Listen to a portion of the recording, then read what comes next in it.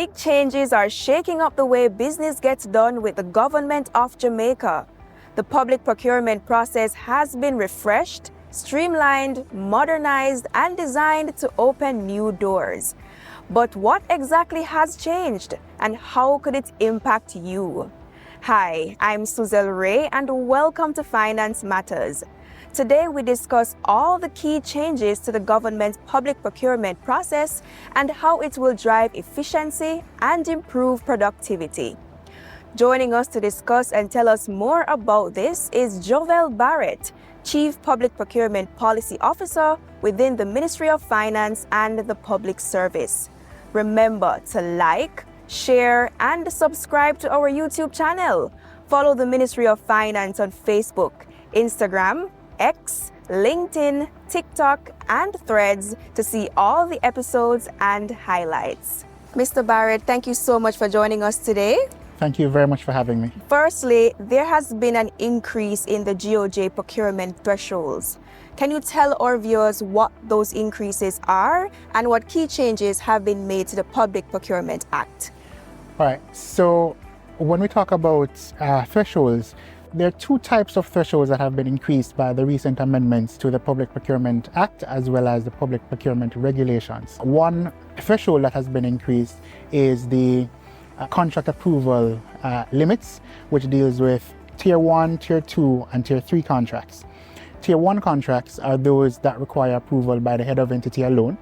Tier 2 contracts are those that require approval by the head of entity and the Public Procurement Commission, and Tier 3 contracts are those that require approval by the head of entity, the Public Procurement Commission, and the Cabinet. Now, the Tier 1 limit has been increased from 30 million to 60 million, and the Tier 2 limit has been increased from 60 million to 100 million. And so Tier 3 contracts are those contracts that are above $100 million.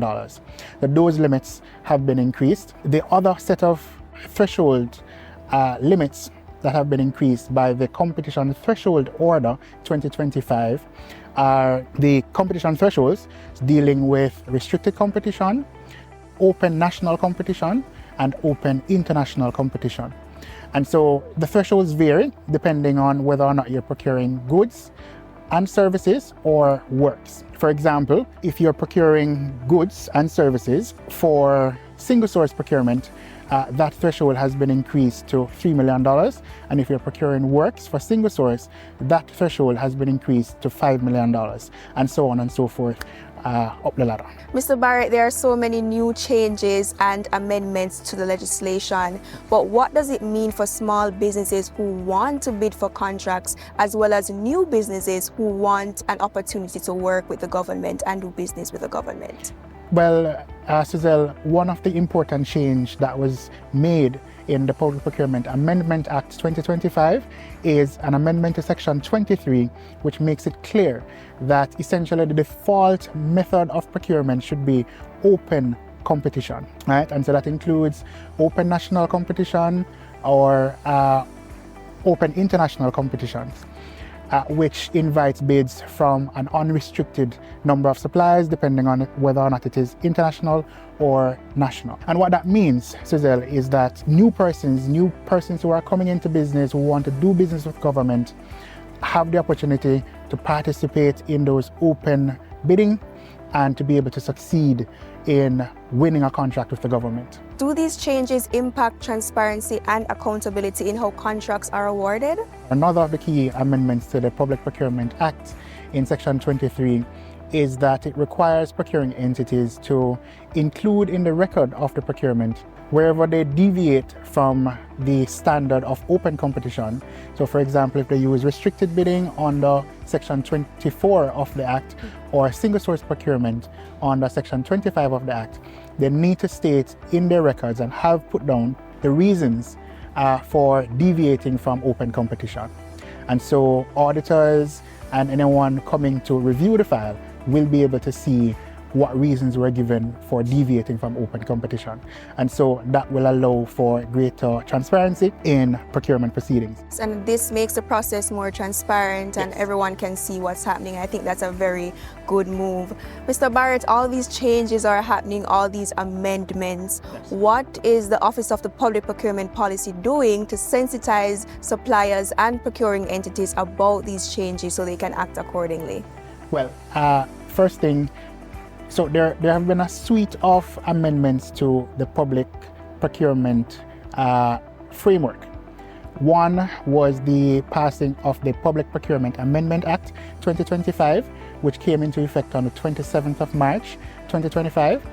There was the Public Procurement Competition Thresholds Order 2025, which came into effect on May 16th, 2025, as well as the Public Procurement Amendment Regulations 2025, which came into effect on July 7th, 2025. After these suite of amendments were passed, the Ministry of Finance released Circular Number 11 to Cabinet Secretaries, Permanent Secretaries, heads of departments, heads of procuring entities, notifying them of all of these changes. And so that was one of the first things that was done.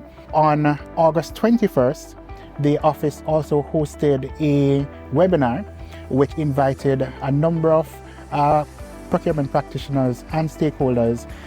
We hosted about over 800 persons where we outlined what the amendments are and what it means in practice. We will shortly be releasing on our learning management system a course dealing with the amendments so persons can go on and learn about the amendments, take quizzes to ensure that they really grasp what the changes mean for them and what it means in practice. So what I'm hearing is that the ministry is taking a strategic approach to informing procuring entities and suppliers about the changes that have been made to the Public Procurement Act.